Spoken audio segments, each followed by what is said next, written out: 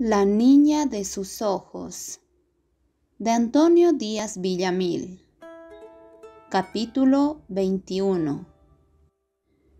100 años de labor esforzada y constante habían llegado a realizar en gran parte el estupendo milagro de la transformación no solo de la escuela, sino también del caserío, transformación aparejada con nuevos hábitos de vida, de higiene y hasta de ética entre los moradores de Collamarca.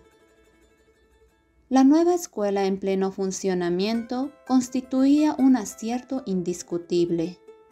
En lo material, el edificio contaba con un aula espaciosa, iluminada por amplios ventanales, alegre y ventilada con magníficos bancos y mesas de trabajo. Otra sala semejante al aula era el comedor colectivo, con mesas y banquetas suficientes para todos los escolares. Otra servía de museo, biblioteca y para trabajos manuales, provista de todo el material necesario. Una dependencia importante y acaso lo más notable del edificio era la sala de baños, dividida en largos pasadizos separados por tabiques bajos, y que en todo su largo estaban rociados por una serie de regaderas alimentadas por el agua de un gran tanque que se calentaba sobre un hogar mantenido con taquilla, tola y otros combustibles abundantes en la región. Luego venían la cocina y el almacén colectivo, y finalmente el gran cobertizo que servía en todos los días de lluvia para los juegos de los alumnos, y en donde también se congregaban las familias para fiestas, exhibición de películas adecuadas, pues para ello estaba provisto de una máquina respectiva y otras ceremonias propias de la comunidad. Hacia el fondo del patio interior estaba la vivienda de la maestra, pequeña casita suficiente y cómoda que comprendía una alcoba, un pequeño living que servía de comedor, biblioteca y cuarto de trabajo, más otras pequeñas dependencias como cocina, baño, repostero y cuarto para sirvientes. Por la descripción del edificio principal y las finalidades de cada una de sus dependencias, se podía deducir fácilmente el régimen de trabajo y de vida que Domi había implantado en su original escuelita de campo. Allí llegaban los niños con entusiasmo incomparable a dar su saludo a la maestra. Entraban luego como alegre bandada para comenzar su activa y entretenida jornada cotidiana. Tomaban primeramente su baño atemperado para despabilar e higienizar el cuerpo.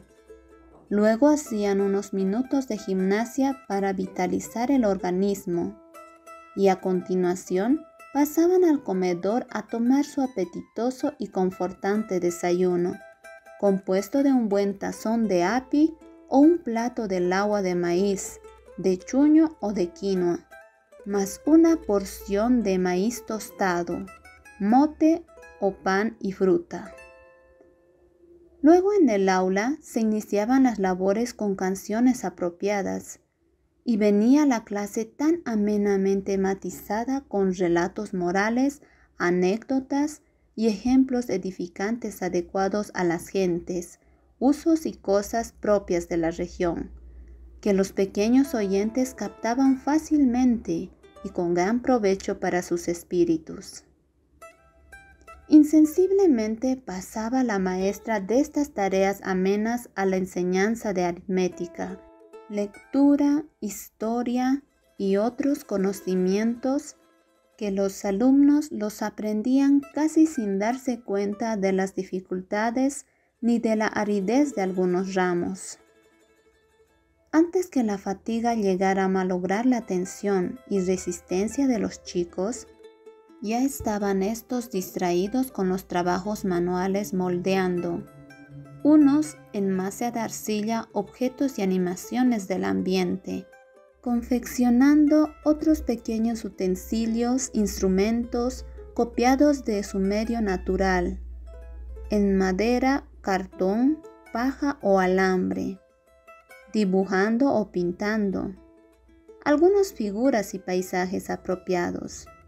Las muchachas cosiendo o tejiendo diversas prendas para su uso personal o de sus parientes. En fin, realizando cada niño su trabajo de acuerdo a su afición y sus aptitudes.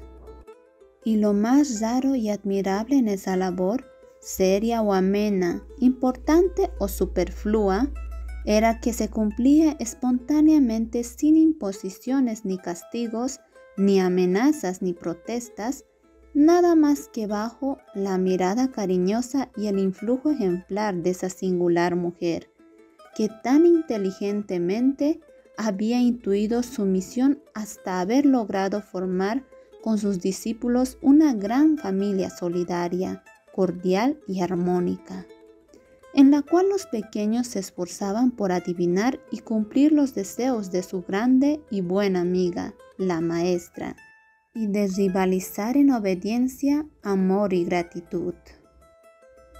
Para aquellos indiecitos, las nociones de castigo y recompensa se habían invertido saludablemente.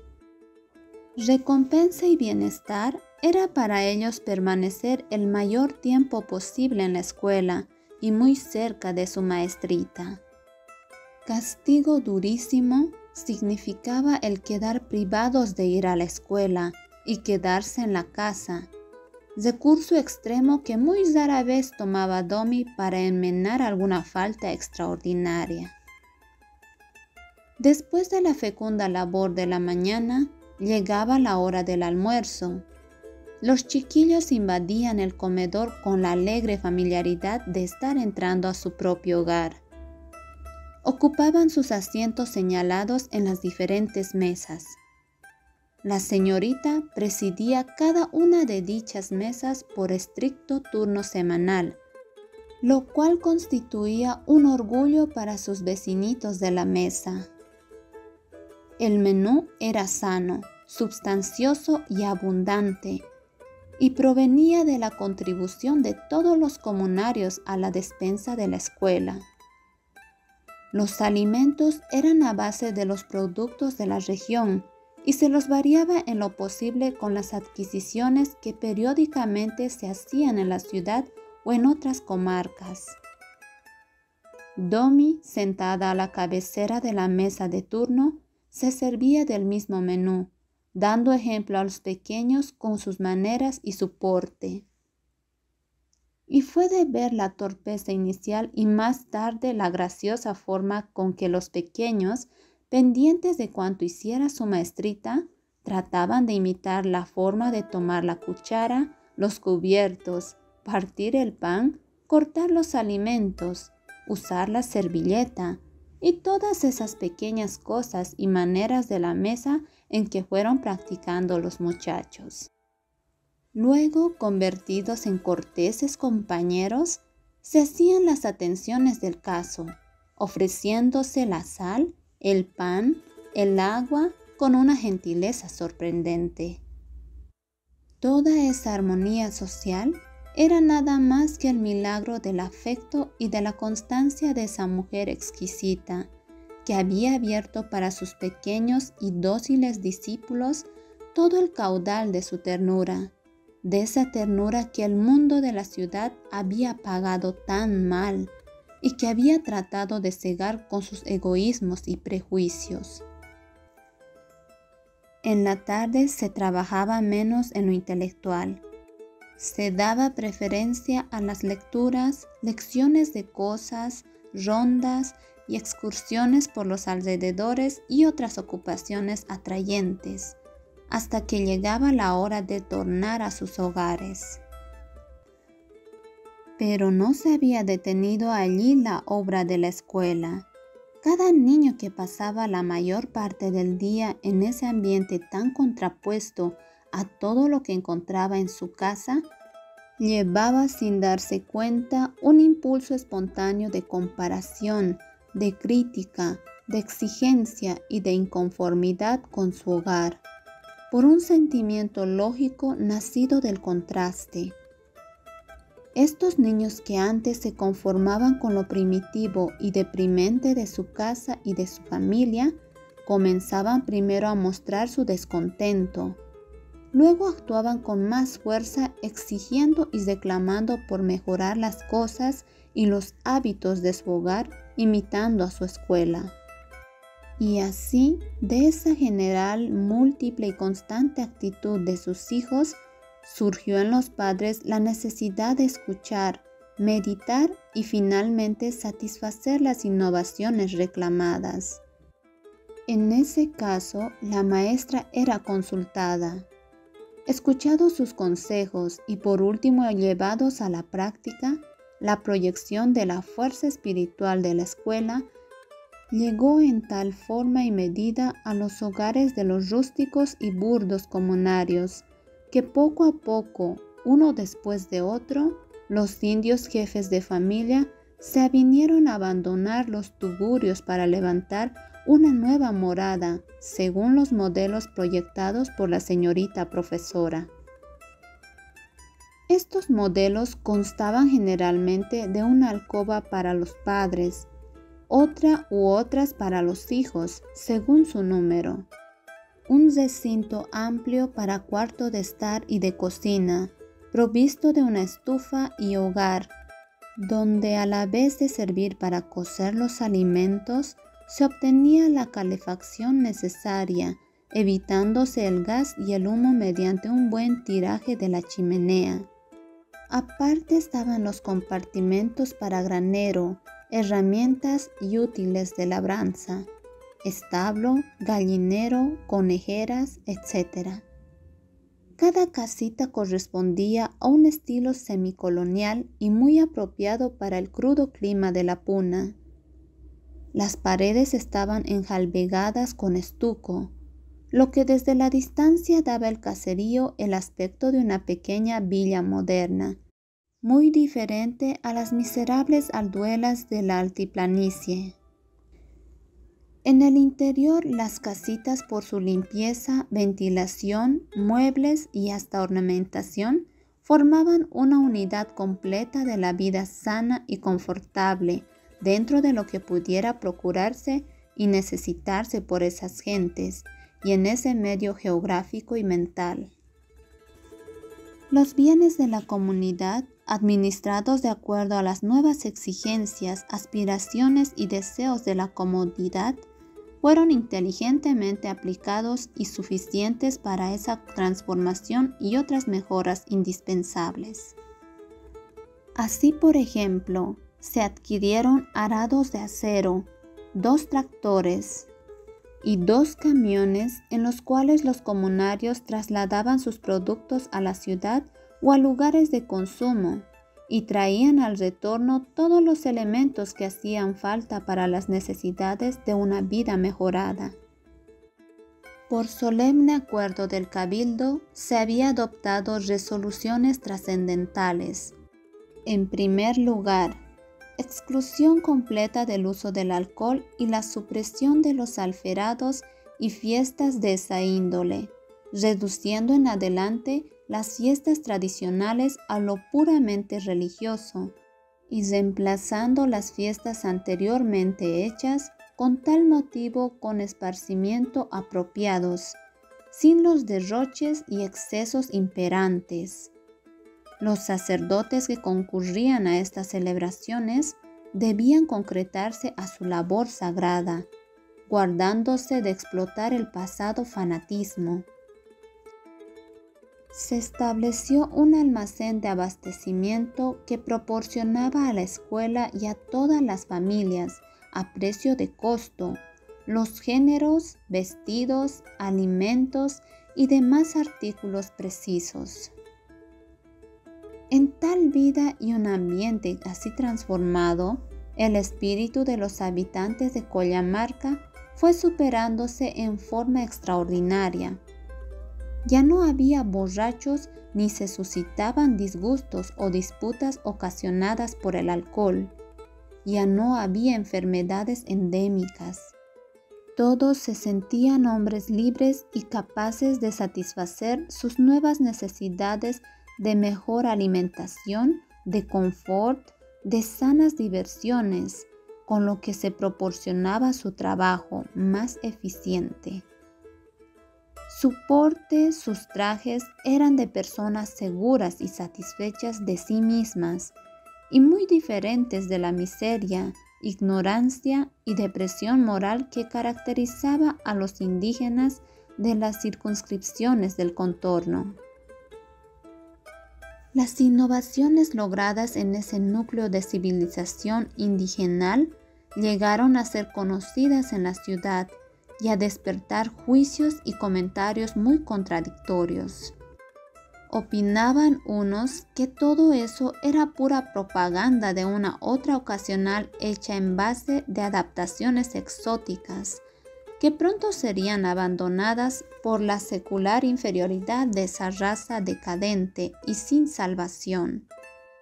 Otros juzgaban esa obra como un peligroso empeño comunista que trataba de crear en el indio derechos y ambiciones que con el tiempo desencadenarían sobre el país terribles luchas sociales, y que toda esa labor, así presentada en forma de civilización, no era en el fondo más que mimetización de la acción demagógica ejercitada por religiosos extremistas internacionales. Finalmente, otros escépticos y vencidos por el complejo de inferioridad sonreían irónicamente, diciendo: ¿civilizar al indio? ¡Tontería! Lo único que hay que hacer es dejar que esa raza sucumba por efecto de sus propios vicios, para después poblar el país con inmigrantes. Lo demás es un absurdo. Pero nadie conocía la verdad de esa obra, ni suponía quién había sido el admirable realizador que la inició y que la hizo triunfar. Domi, ignorante de que su obra ya estaba a merced de los prejuzgadores, de los escépticos y de los politiqueros, seguía satisfecha y feliz. Cada día buscaba nuevas formas y medios para afirmar y completar su plan de superación, pero todo dentro de un límite razonable y real, tal como se lo señalaban las tierras, el clima, la tradición y la raza. Así, por ejemplo, no le pareció acertado alterar la vestimenta típica y solo se esforzó en conseguir limpieza y decencia. Los trajes, los ponchos, los gorros, las polleras, los aguayos, los taris, ¿para qué habrían de ser sustituidos por otras prendas exóticas e inadecuadas a ese ambiente? ¿Por qué habían sido suprimidos o modificados si habían sido impuestos por la tradición y la experiencia de innumerables generaciones, y si sus formas, material y colorido habían sido sabiamente adecuados al ambiente? Por eso, la maestrita no innovó en nada la indumentaria.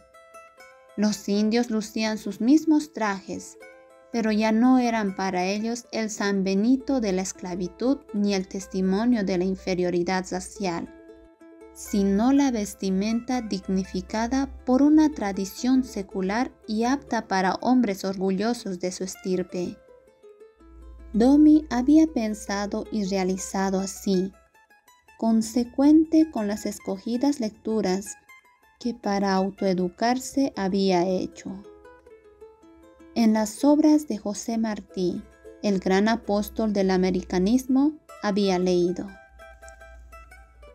que los nacidos en América no tenían por qué avergonzarse de llevar el poncho indio, que América ha de salvarse con sus indios, que el gobierno ha de nacer del país y que no es más que el equilibrio de los elementos naturales, que el hombre libre importado ha de ser vencido en América por el hombre natural, y que en estas tierras no hay batalla entre barbarie y la civilización, sino entre la falsa erudición y la naturaleza.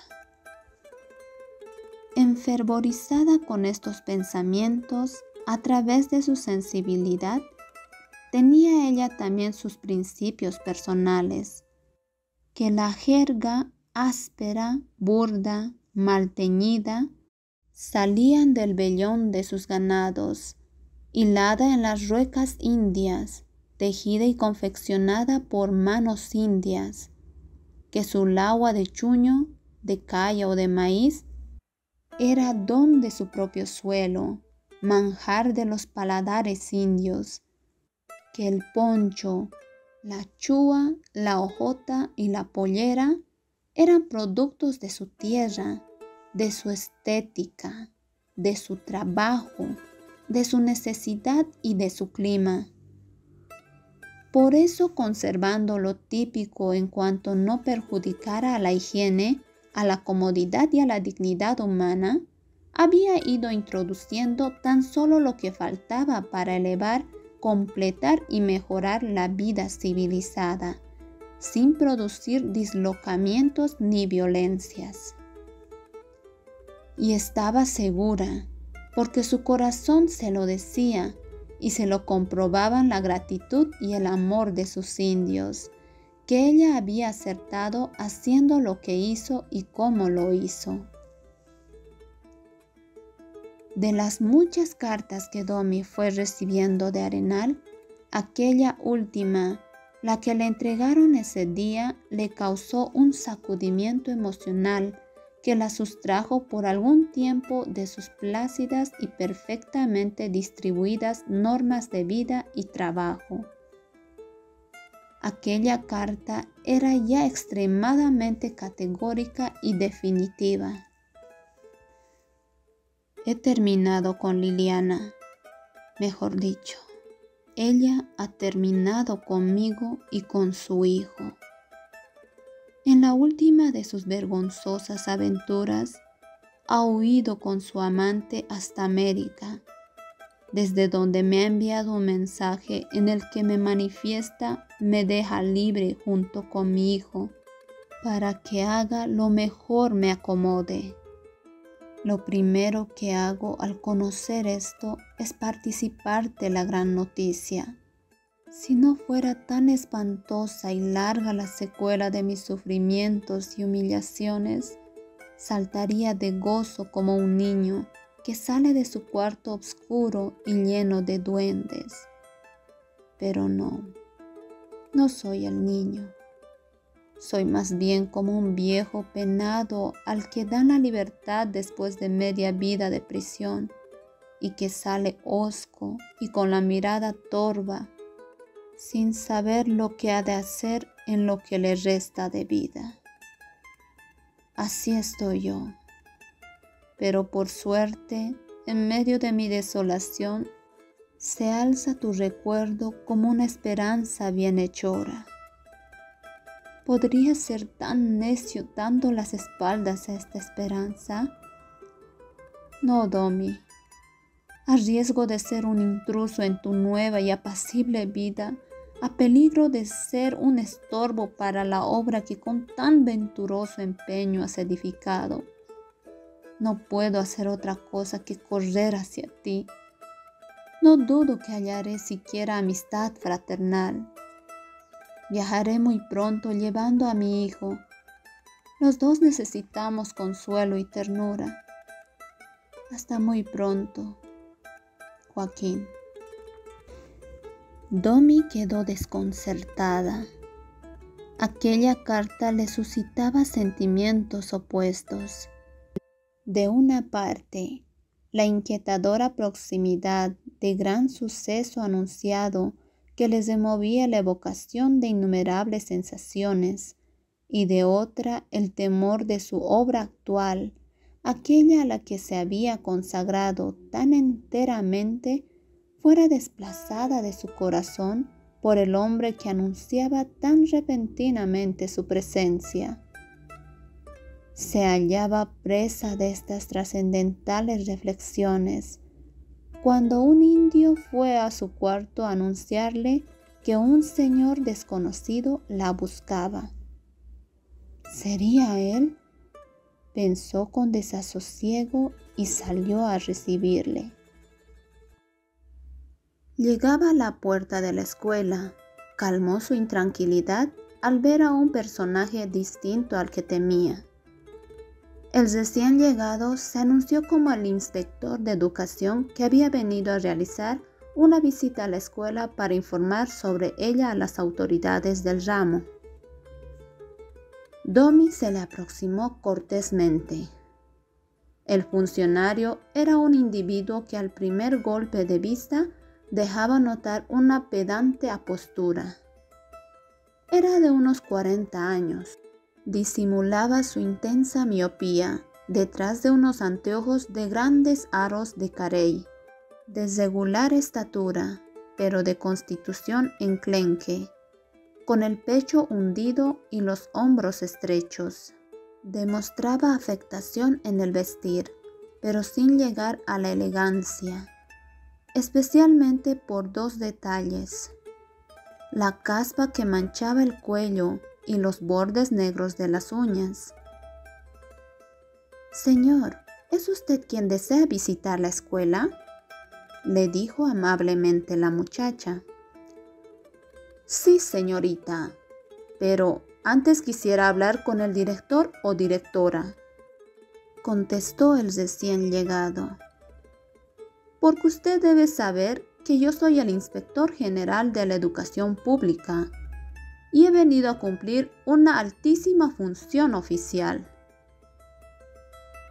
«Aquí, señor, no tenemos director ni directora», contestó ella. «Pero entonces, ¿quién es la persona que va a recibir aquí al alto representante del gobierno?».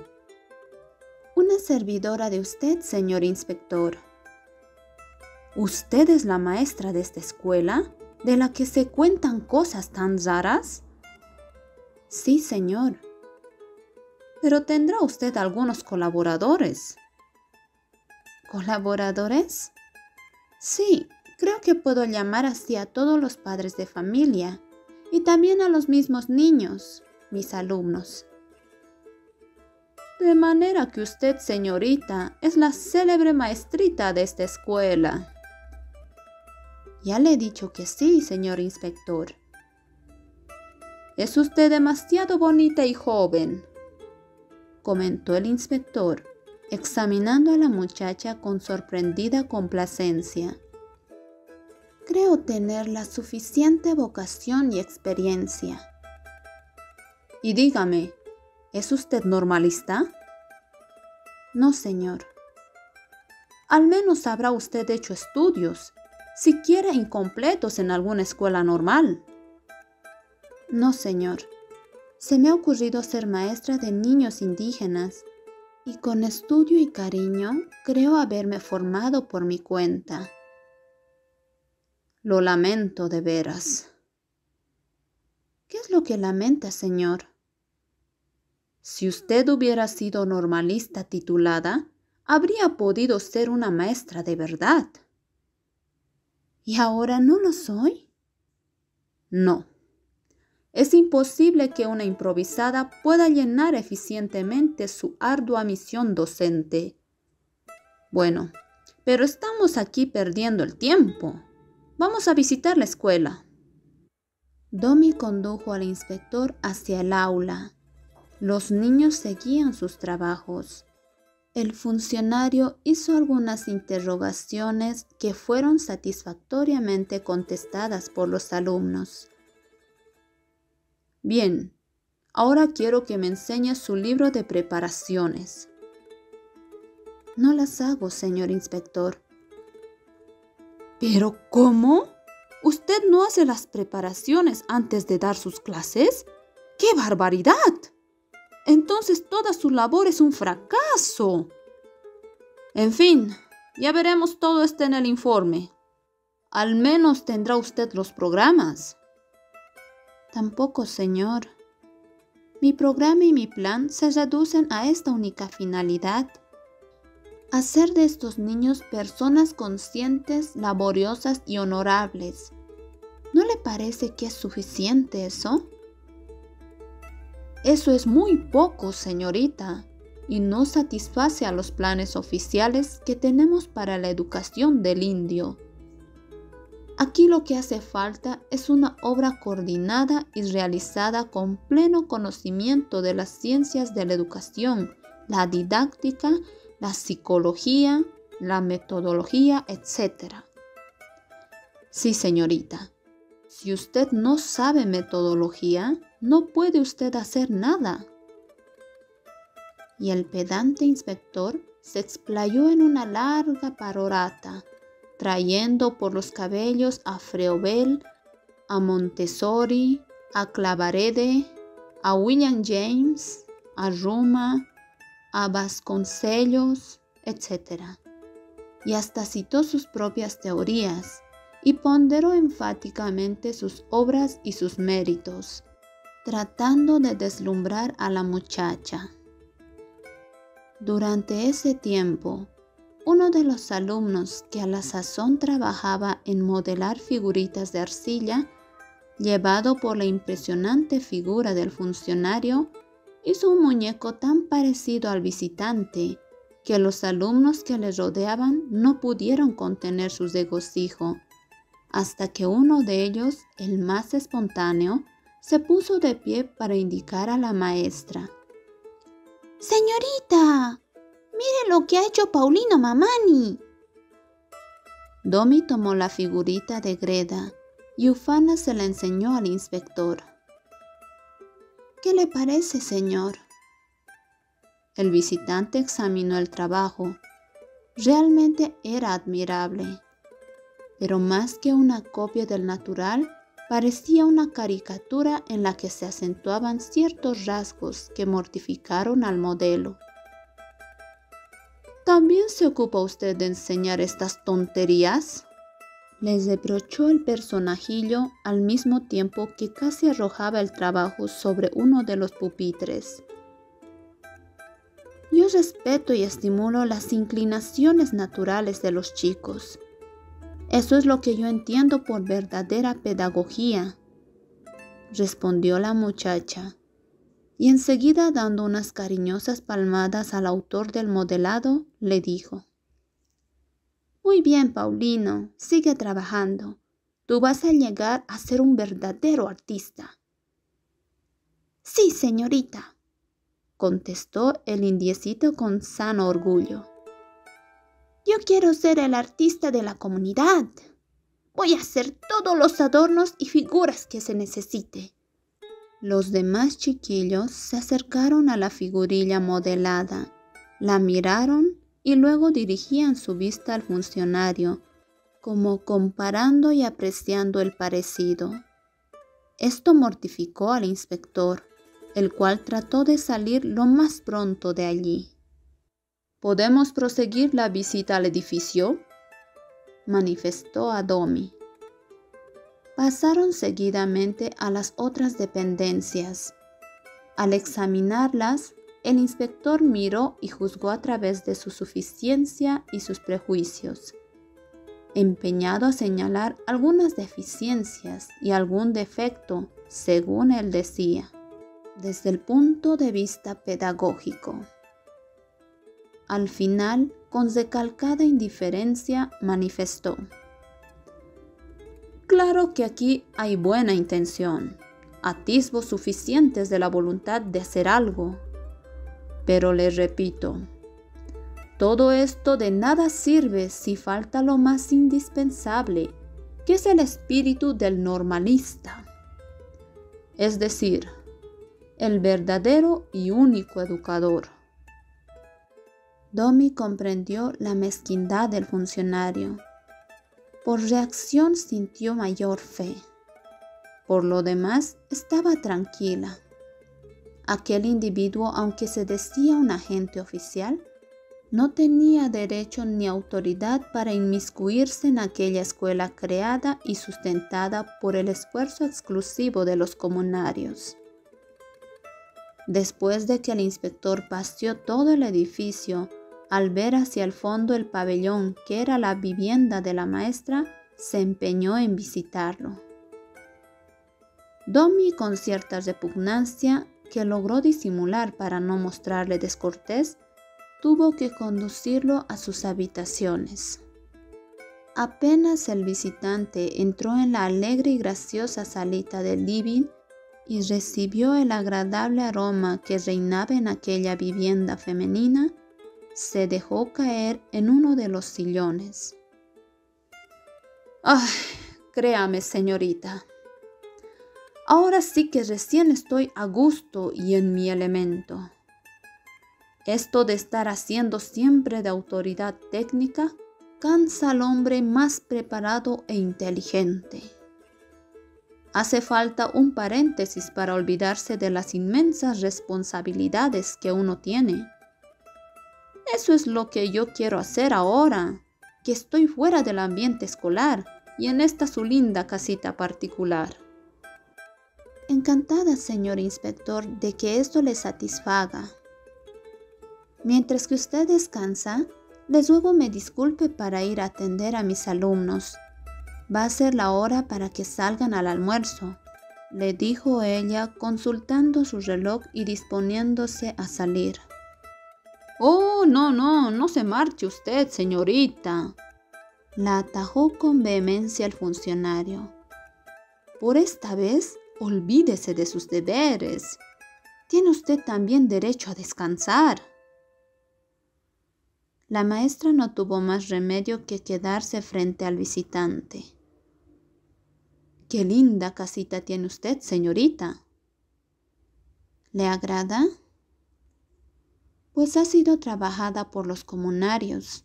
Entre ellos hay habilísimos albañiles y carpinteros, explicó la muchacha, satisfecha de poder recomendar el mérito de los indios. ¿Sí? Pero aquí lo que se nota por encima de todo es la gracia de una mano femenina, que todo lo ha dispuesto con delicadeza y gusto. Agradezco su apreciación. No hago más que decir lo que siento.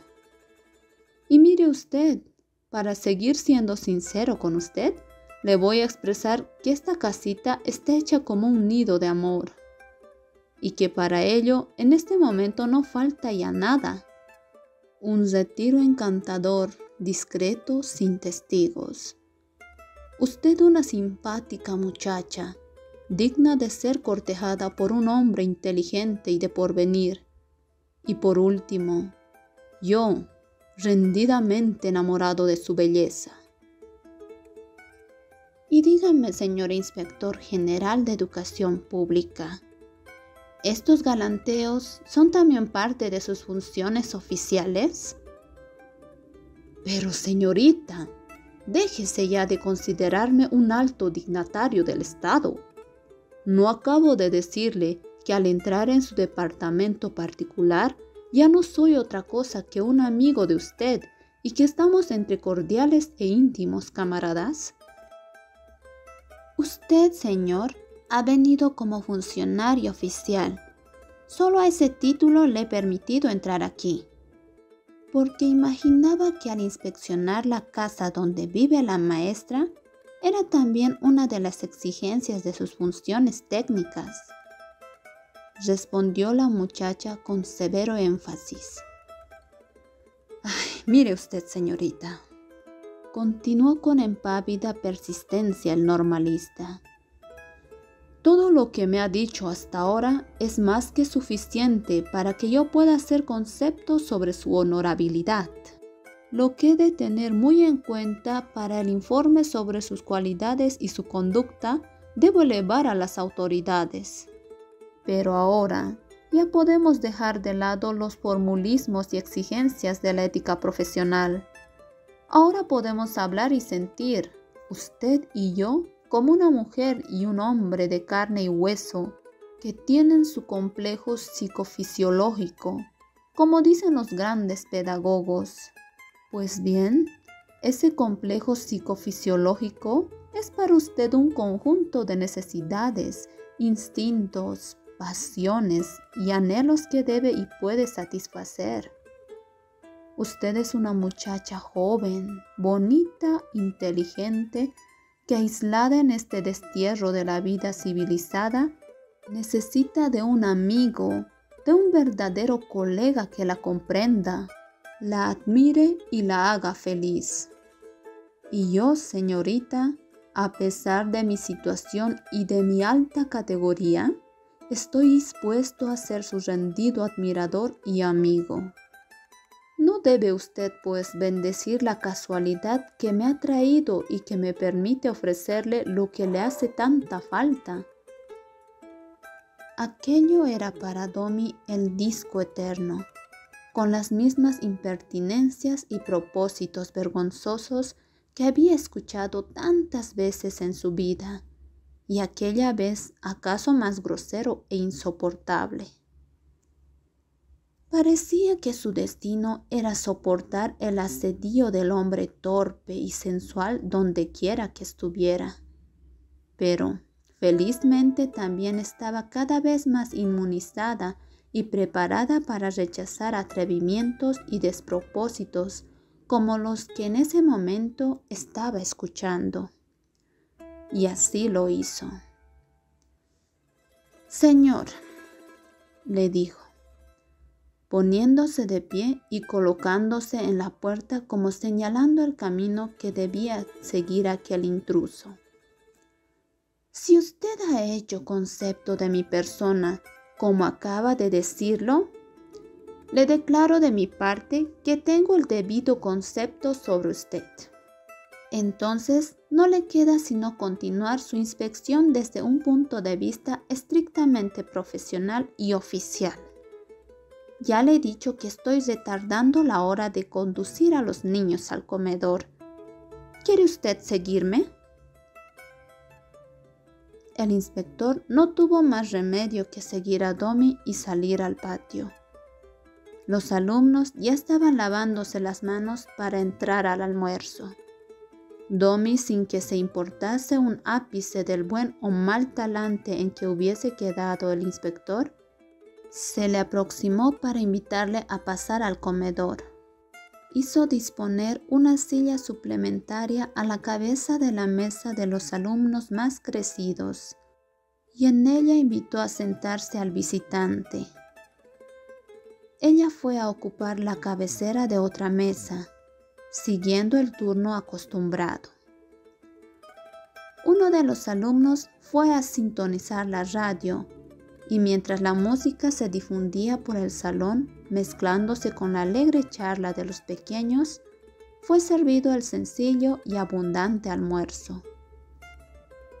El inspector, al verse tratado así, sentía despecho, pero tenía apetito y tuvo que resignarse a comer lo que se le sirvió democráticamente rodeado por los indiecitos.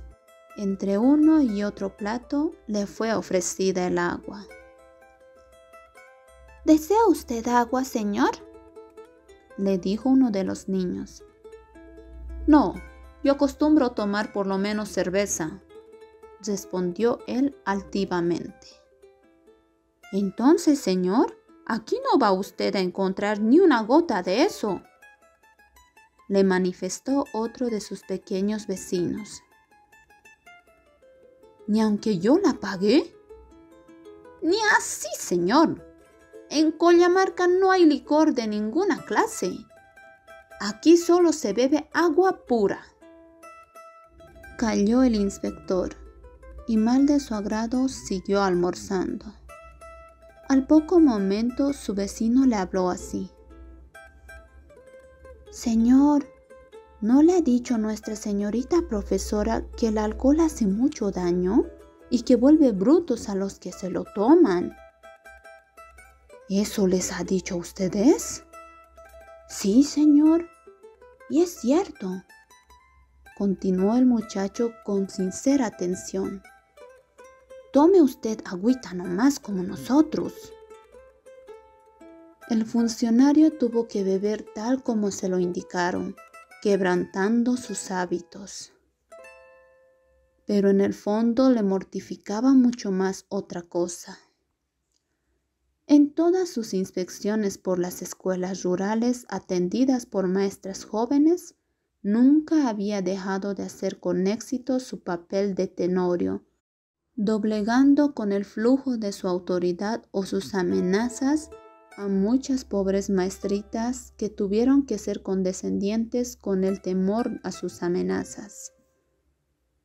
Ahora por primera vez le había fallado su inconfesable afán. Estaba resuelto a vengarse, pero como para ella no contaba con su autoridad oficial, buscó a manera de castigar a esa muchacha que lo trataba con tanto desdén.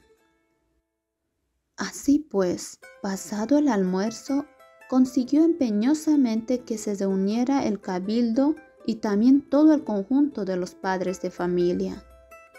En la testera del gran galpón se situaron el cacique, la maestra y el inspector. Este tomó la palabra con voz solemne y pose afectada de gran orador. Comenzó su perorata haciéndose un apuloso autoelogio para que supieran, según lo dijo textualmente, quién era el importante personaje que en ese momento estaba honrando con su presencia y su palabra a aquellos humildes indígenas, de quienes el supremo gobierno se había acordado para velar por ellos y controlar y encauzar la obra educativa que la casualidad había entregado a manos inexpertas de personas improvisadas. Luego ponderó intencionalmente el esfuerzo puramente material que habían hecho los comunarios al levantar esos edificios que, según él, adolecían de gravísimas fallas pedagógicas. A continuación, siguió lamentando que en esa escuela se hiciera todo empíricamente y con absoluto desconocimiento de los grandes postulados de las ciencias de la educación. Habló de teorías, doctrinas y pedagogos notables, y se extendió en una chácara nebulosa con pretensiones de erudición, consiguiendo por todo resultado que su auditorio se quedara en la luna. Finalmente concluyó su arenga con estas palabras: pero, felizmente, para suerte de ustedes, yo estoy ahora aquí para remediar todas esas deficiencias. Comprendo mi deber profesional y la inmensa responsabilidad que tengo para con el país y con vosotros. Y ahora mismo voy a solicitar al gobierno que mande a esta escuela a un maestro normalista, es decir, a un verdadero educador, munido de los conocimientos técnicos, y que sobre todo emplee con vuestros hijos los sabios secretos de la metodología.